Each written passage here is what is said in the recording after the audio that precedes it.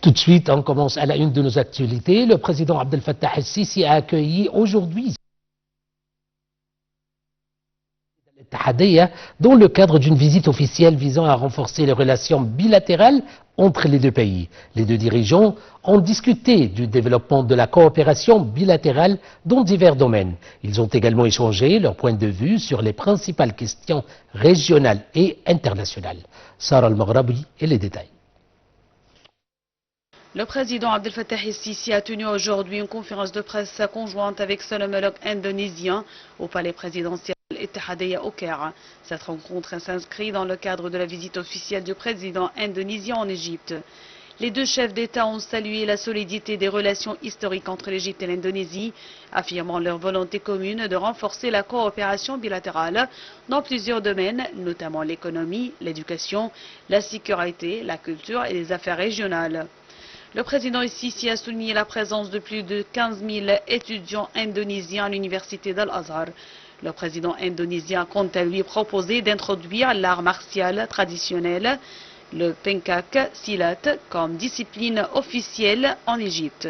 Les deux présidents ont discuté de la situation au Moyen-Orient, notamment à Gaza, en Syrie et au Liban. Ils ont exprimé leur soutien à une solution pacifique et à la création d'un État palestinien indépendant.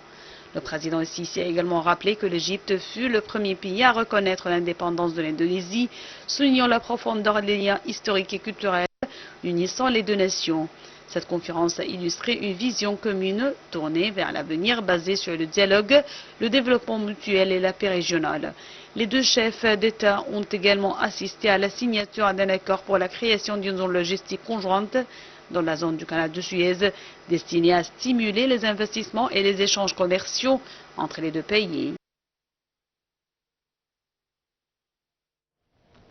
L'université d'Al-Azhar joue un rôle central dans la diffusion de l'islam modéré à travers le monde. Parmi les pays avec lesquels Al-Azhar entretient des relations solides et anciennes, l'Indonésie qui occupe une place particulière. Le point dans ce compte rendu.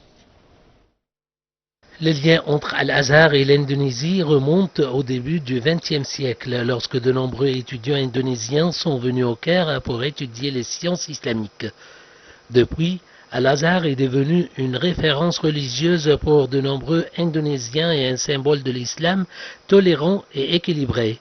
Ces étudiants sont souvent rentrés dans leur pays pour y devenir des imams, des enseignants ou des intellectuels influents. Al-Azhar accueille chaque année des centaines d'étudiants indonésiens grâce à des bourses offertes par le gouvernement égyptien.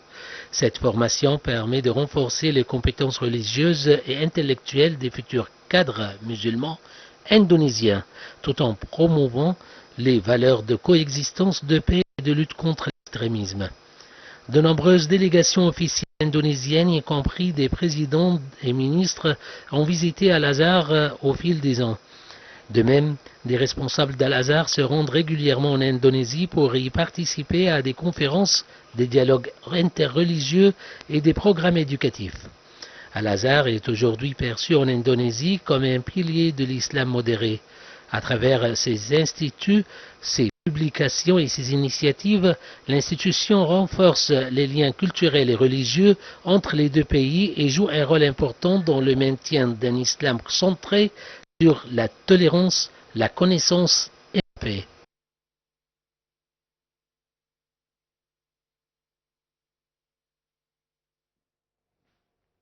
Le Premier ministre Dr Moustapha Madbouli a mené aujourd'hui une visite d'inspection à un certain nombre de projets dans la ville d'Al-Alamein.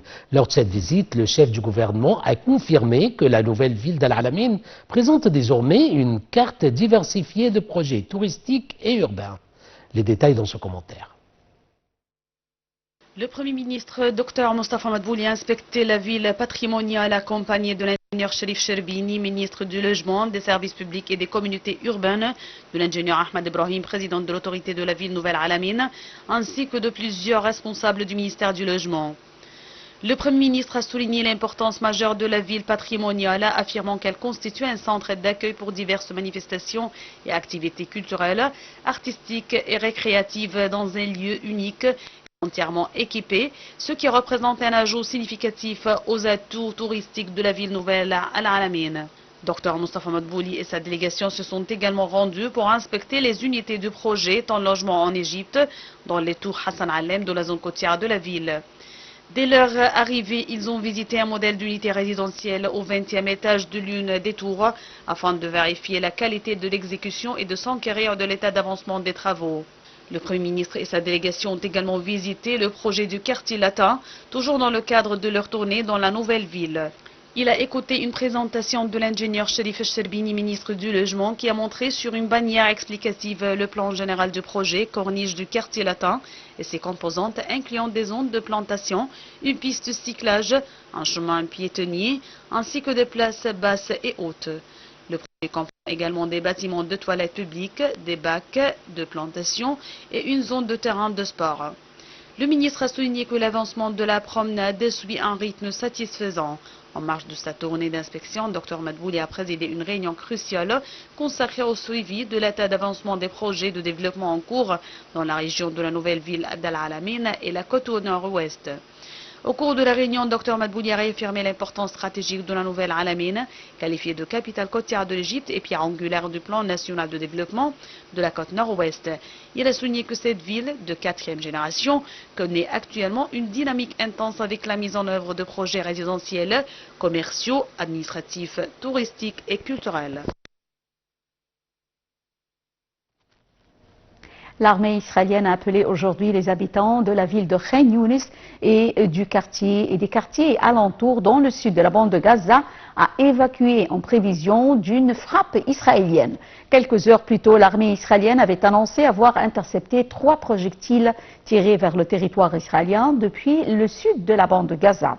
Aucun blessé n'avait été signalé. De son côté, le ministre israélien de la Défense, Israël Katz, a annoncé la prise par ses troupes d'un axe clé entre Khan Younis et la ville de Rafah, transformant la zone au sud de cet axe en une portion de la zone de sécurité israélienne. Dans un communiqué s'adressant à la population palestinienne, il a aussi indiqué que l'armée israélienne allait bientôt intensifier et étendre ses opérations dans la plus grande partie de la bande de Gaza.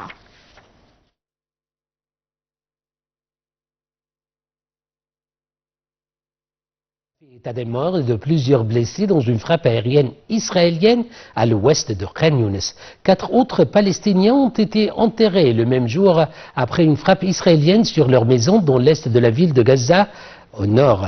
Selon le Haut Commissariat de l'ONU aux droits de l'homme, il y a eu environ 224 frappes israéliennes sur des immeubles résidentiels et des tentes de déplacés à Gaza, pour 36 frappes répertoriées et corroborées. Les victimes étaient uniquement des femmes et des enfants. Le ministère palestinien de la Santé a annoncé qu'au moins 1563 Palestiniens avaient été tués depuis le 18 mars, portant selon lui à 50 933 le nombre de morts à Gaza depuis le début de l'offensive israélienne.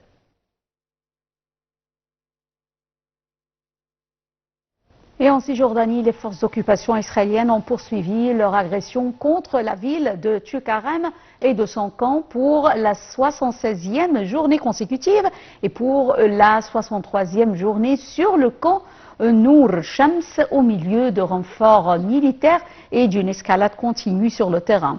Les forces d'occupation ont déployé des renforts militaires supplémentaires, de l'infanterie et de véhicules blindés dans les camps de Tulkarem et de Nour Shams, coïncidant avec des tirs à balles réelles. L'agression israélienne et son escalade continue contre la ville de Tulkarem et ses 2 camps ont entraîné la mort de 13 Palestiniens, en plus des blessés et de l'arrestation de dizaines d'autres. L'agression israélienne a également provoqué le déplacement forcé de plus de 4000 familles des camps de Tulkarem et de Nour Shams, ainsi que de dizaines de familles du quartier nord de la ville.